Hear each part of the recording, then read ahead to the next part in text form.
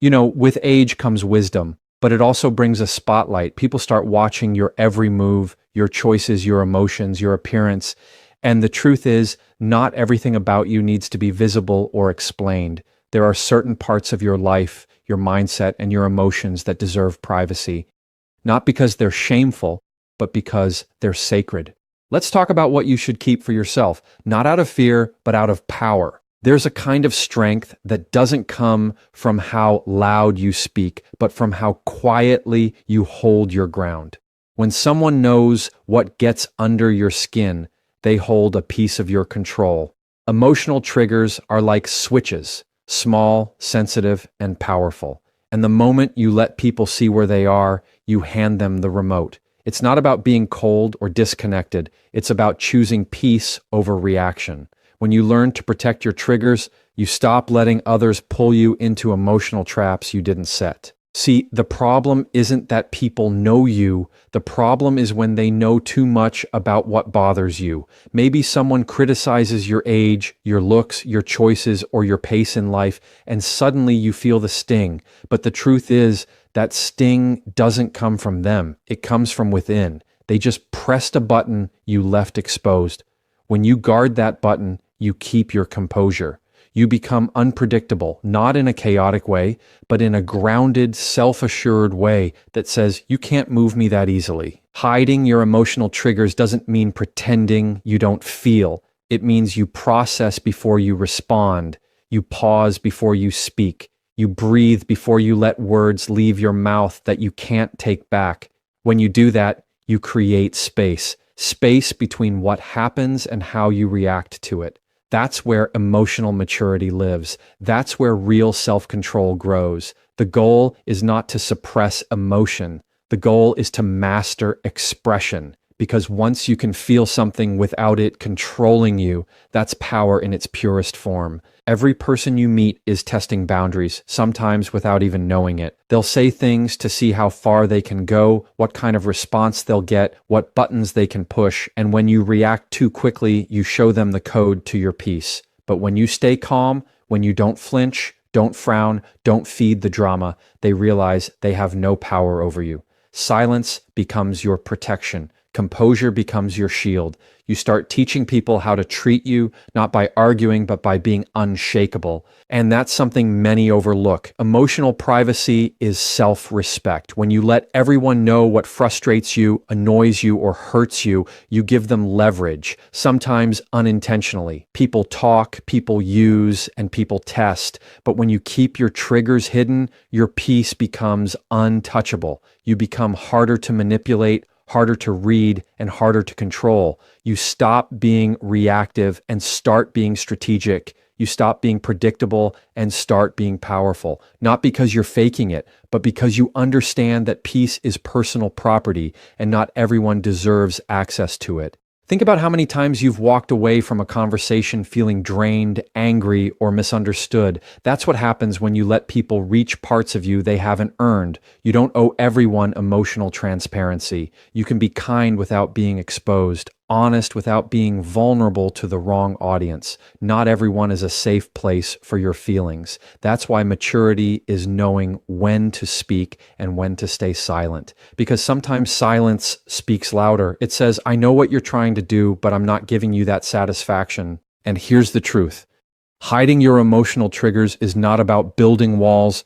It's about building filters. Walls keep everyone out. Filters let the right people in. It's about protecting your peace so you can show up in the world strong, steady, and confident. When you no longer react to every comment, every criticism, every piece of gossip, you win. You win because your calm is your power. And the less people know what disturbs your peace, the more control you have over your own energy. That's how you lead with quiet strength, not loud defense. There's something powerful about moving in silence. When you start talking too early about what you're planning to do, you invite noise into your vision. Every idea you share gets weighed down by opinions, doubts, and comparisons. And before you know it, that spark that once motivated you starts to dim, not because your plan isn't good, but because too many voices have touched it. Protecting your future plans isn't secrecy born out of fear, it's discipline. It's about understanding that some goals need to grow in the dark before they can shine in the light. When you announce your dreams too soon, you unintentionally start performing for approval. You begin to care about who's watching, who's supporting, who's not, and who's judging. That pressure shifts your focus from building to proving. But progress thrives in quiet. It doesn't need applause to grow. It needs consistency. When you stop explaining what you're working on and just start doing it, your energy stays pure. You don't lose momentum trying to convince people that your idea is valid. You simply let your results speak for themselves. People don't always see your vision the way you do. They might not understand it, and sometimes they'll discourage you without meaning harm. Other times they'll do it because they can't stand to see you aim higher than they ever dared to. Not everyone is against you, but not everyone is for you either. When you hide your plans, you keep that energy clean. You protect your ideas from being watered down by other people's fears and from being stolen by those who lack imagination but crave attention. Silence becomes your strategy, not your weakness. Every dream needs protection from premature exposure. Think about how seeds grow. They start underground, unseen, protected from harsh conditions. They don't rush to the surface just to prove they're growing. They wait until they're strong enough to handle the light. Your plans deserve that same patience.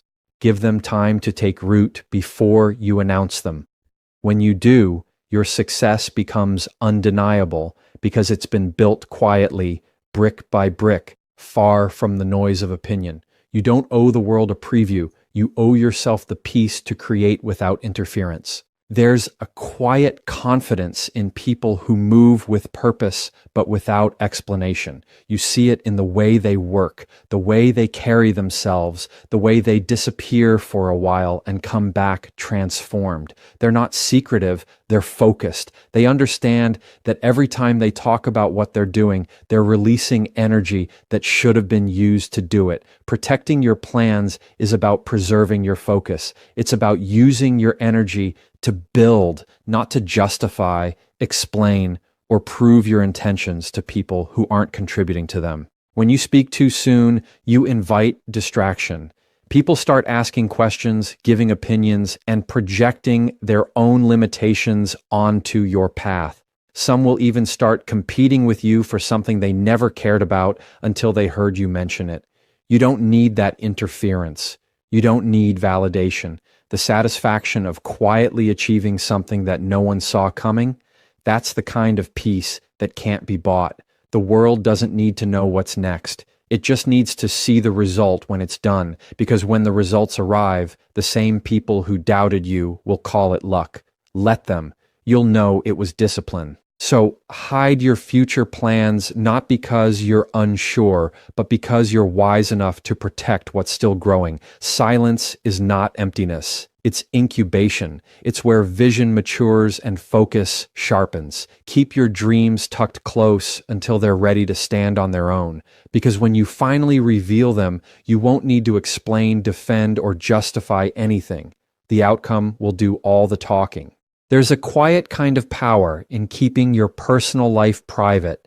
When it comes to relationships, the less the world knows, the stronger the bond becomes. People love stories, and when you start sharing too much, your connection turns into entertainment for others. Every time you talk about your arguments, your happy moments, or your private conversations, you invite opinions into something sacred. Relationships aren't meant to be managed by a committee of outsiders. They grow best in silence, in trust, and in mutual respect. What belongs between two people shouldn't be up for public review. When you make your relationship a topic of conversation, you hand the world a magnifying glass. People start observing, speculating, and sometimes even wishing for cracks they can talk about. What starts as innocent curiosity can turn into unwanted interference. The truth is, most people don't want advice. They want validation. They want to know they're right. But a relationship isn't about proving who's right. It's about understanding.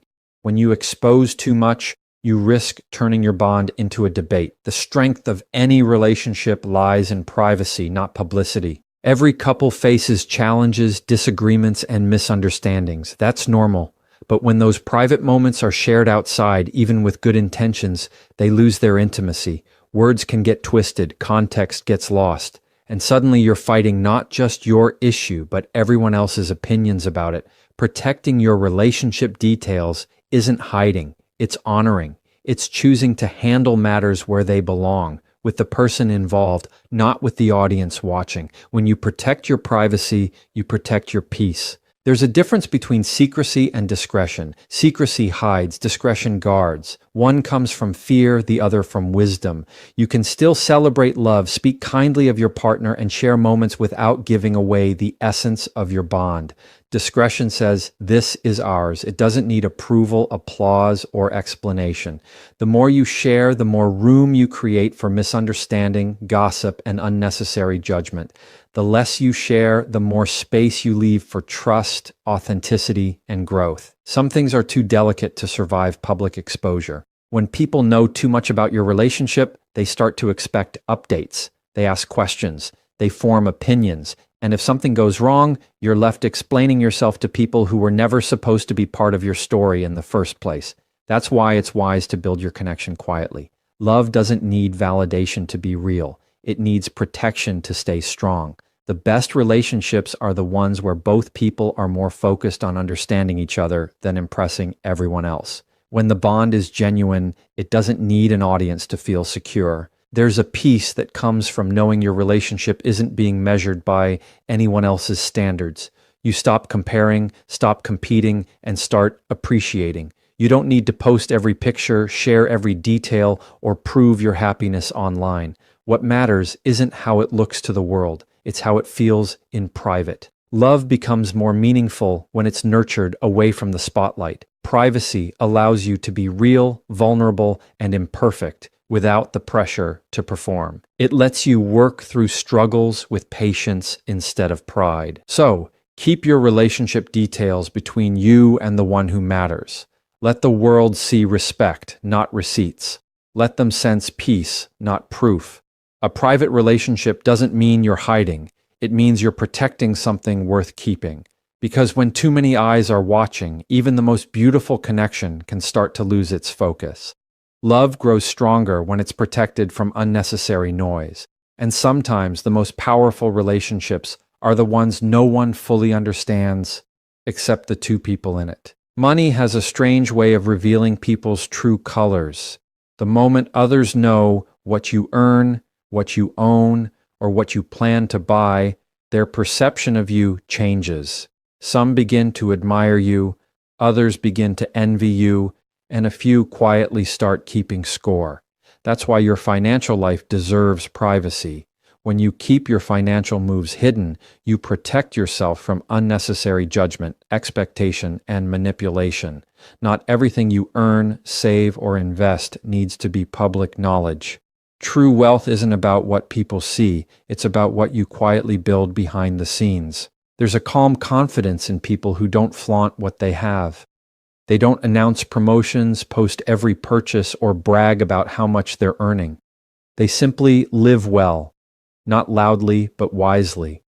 Financial privacy gives you control over how others see you, because once people know your numbers, they start making assumptions. They decide whether to treat you as competition, opportunity, or charity. But when you move silently, you leave no space for those assumptions to grow. You keep your focus where it belongs, on stability, not validation. The moment you start discussing your financial moves with too many people, you invite opinions that can cloud your judgment. Everyone has advice, but not everyone has wisdom. Some will tell you what to buy, where to invest, or what to avoid based on their comfort, not your vision. Money decisions are personal. They depend on your goals, your responsibilities, and your timing.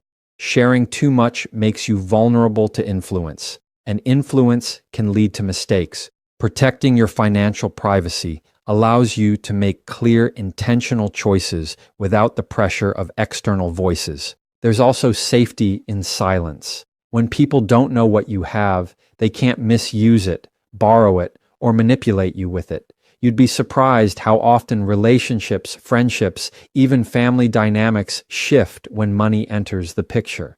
Expectations appear, boundaries blur, and generosity gets mistaken for obligation.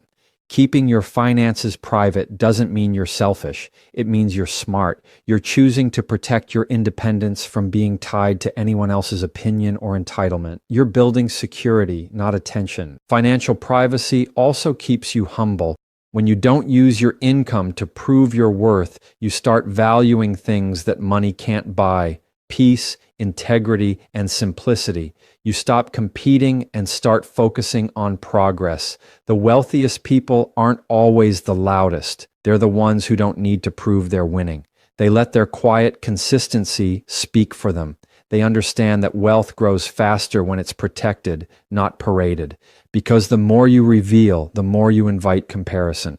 And comparison always costs more than it gives. Money attracts energy, both good and bad. Some people will celebrate your success, others will quietly resent it. You can't control that, but you can control what you reveal. Keeping your financial moves private shields you from unnecessary envy and judgment. It lets you enjoy what you've earned without feeling guilty or exposed. It allows you to give, invest, and spend in ways that align with your values, not other people's opinions. Financial growth is deeply personal, and when it's done quietly, it becomes peaceful. So, protect your financial story the same way you'd protect your passwords. What you have, what you're building, and what you're planning are no one's business but yours. Move in silence, grow with intention, and let your results speak when they're ready. Because the less people know about your finances, the more control you have over them. Quiet success is harder to attack, harder to envy, and harder to copy. That's why privacy isn't just about secrecy, it's about security. Everyone feels uncertain at times, but the moment you let the wrong person see your doubt, you give them permission to question your strength. Self-doubt is natural, but it's also deeply personal. It's that quiet voice that whispers, "Can I really do this?" And while it's okay to feel it, it's not always wise to reveal it, because not everyone will comfort you when you show vulnerability. Some will use it to measure how far they can push you. That's why you must protect your self-doubt like a wound that's still healing. You can acknowledge it privately, but don't let it become visible to those who might turn it into a weakness. There's a difference between being honest and being exposed. Sharing your struggles with someone trustworthy is strength. Broadcasting them to people who don't care is surrender. The world doesn't always offer empathy. Sometimes it offers judgment.